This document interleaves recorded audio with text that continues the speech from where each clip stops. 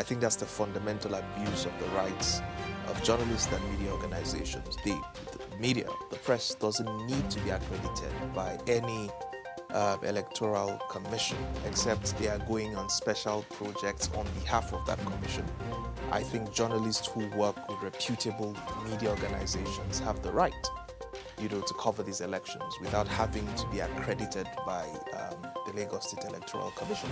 I think it's just it's a bit of a fallacy to me that media organizations have to go to LISEC to get accreditation. So what it means is, if they say I'm not going to accredit someone from your TV station, it means you don't get to cover.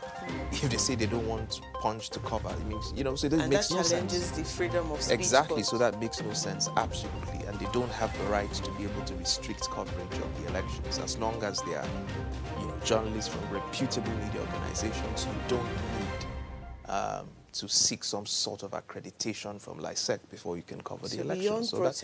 I find that as an anomaly.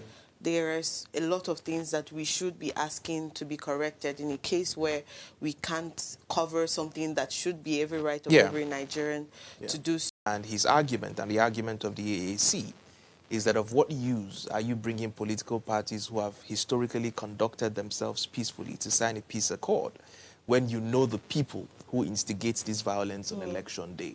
So it's a mockery of the entire process that you're bringing political parties who have been the victims of state-sponsored violence in certain instances to sign peace accords when the real people who unleash this violence on innocent residents and voters, are out there.